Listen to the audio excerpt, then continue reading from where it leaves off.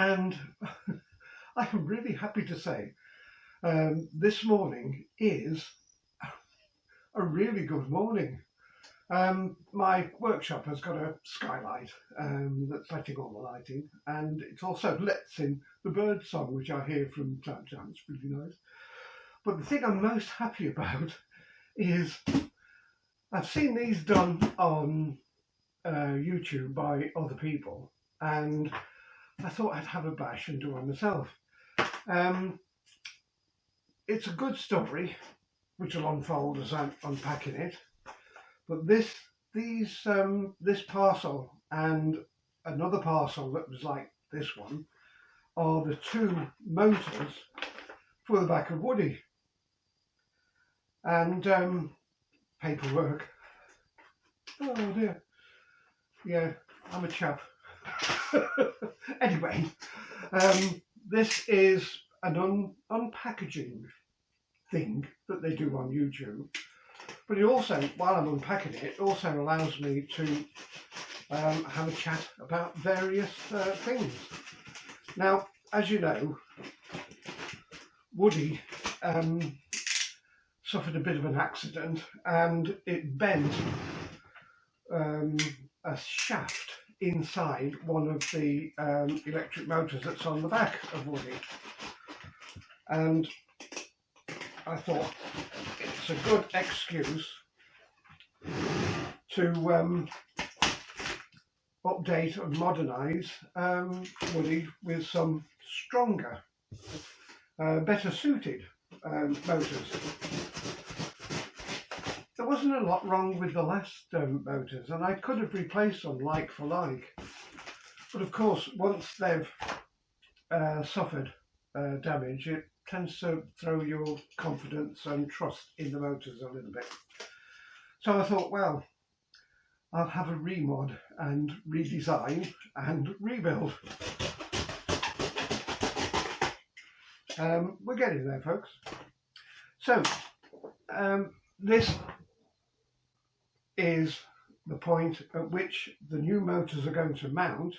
There's a keyway in here, and these are the points that the last motors, the shaft was the size of my little finger, but look at this, it's bigger than my thumb.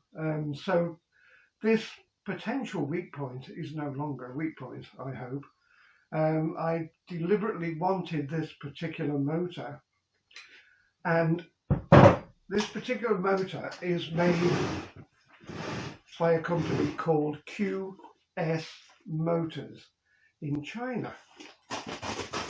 And this is the really interesting bit, because for the modified mountings, I used a chappie, a friend, who's got a factory just down the road from where I live, and the design that I came up with is calls for those mounts to be welded into the frame, the subframe that is the swinging arm. And the company that did these is called Radtech. Radtech Engineering. Their business is building and repairing aluminium radiators for very high-end cars and racing cars. The quality of their work, and I don't know if you can see the quality of the welding on this. Oh gosh, sorry, gotta go.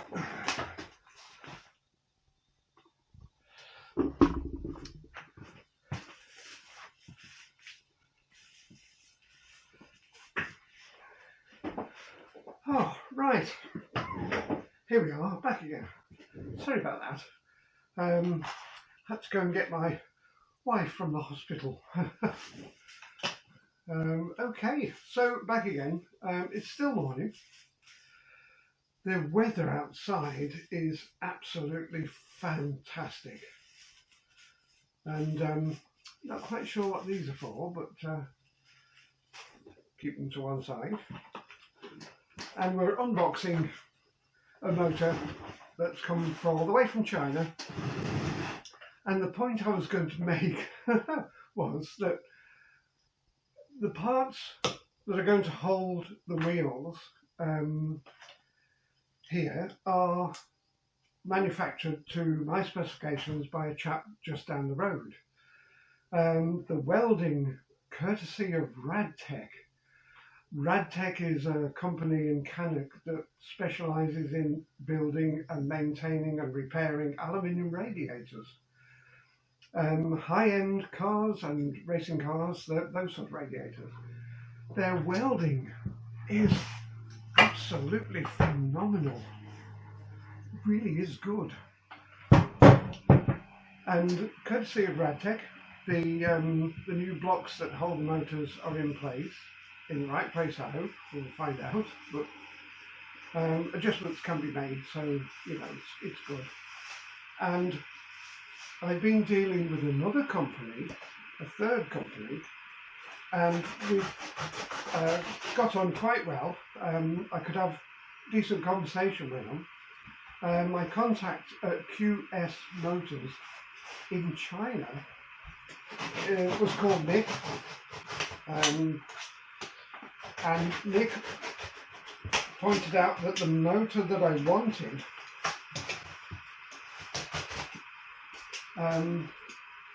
they didn't make in such a small size, 1000 watt, because the motor, and I wanted this particular motor because the shaft that is important, it holds the motor in the frame holds the shaft. It needs to be heavy duty. I don't like using that word because it's used so often that it means absolutely nothing. But really solid construction, and I've got that by having this particular motor. And they've purposely built a small wattage motor. The motors are 1000 watt. This is a disc that I don't need. And oh, there's another disc that I don't need. I could use them, but I want to use the discs that I've got. And what was I saying? Yeah, they're so easy to get on with. Communication's not a problem. It took them 3 weeks to make the motors, or to alter the existing motors to what I wanted. And it's taken nearly a week for them to arrive here. The whole process was really not a problem. Dealing with a company in China these days, it's quite straightforward.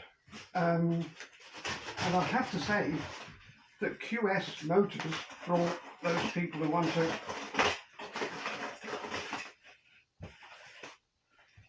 do custom scooters and need a decent motor, these motors are so powerful. But in this day and age, I can deal with a chap down the road, a chap whose factory is the other side of Cannock, Radtech, or I can deal with QS Motors, which is 6,000 miles away in China, and there's very little difference between them. So, if anybody's got any doubts about dealing with people in China, as long as it's a good reputation company, QS Motors is not a small company. They're a very, very big company. And I can honestly say, dealing with QS Motors in China is straightforward, no frills. They do what they say, and you get what you ask for. And they go out of their way, well, they have for me gone out of their way to build something specific to what I require. So I have a motor, and this is in this box, which you'll get into eventually. I've used a fair old bit of sellotape on this to hold it.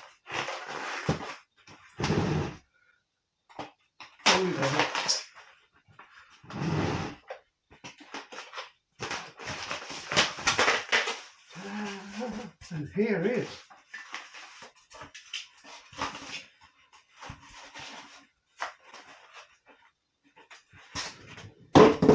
here is the beautiful motor.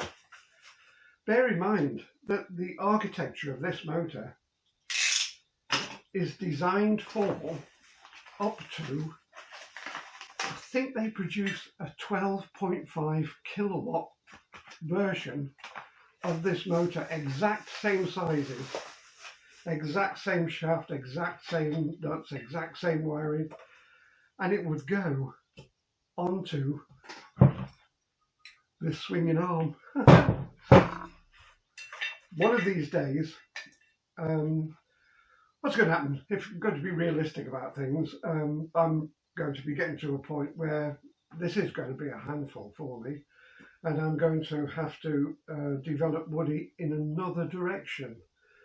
I would love to put extremely powerful motors on Woody, both the back ones and the front one, and develop a scooter that really is a rip snorter. But the next development is going to be possibly the seat, a seat that's specifically designed for people like me. And so things will be going in a different direction. But here is the motor. These are 13 kilograms each. So that's 26 kilogram motor weight on the back. But the architecture, I mean, if you, I can show points out, this is 3 inches across, I think. It could be 3.5 inches across there. Hang on.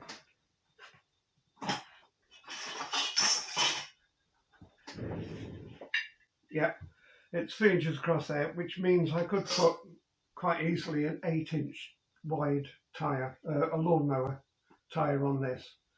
So I'd have 2 8-inch wides. I'm not going to put big tyres on the back. I'm going to put more moderate tyres on, because the engine, the motors are so powerful. I don't want a tremendous amount of grip with these.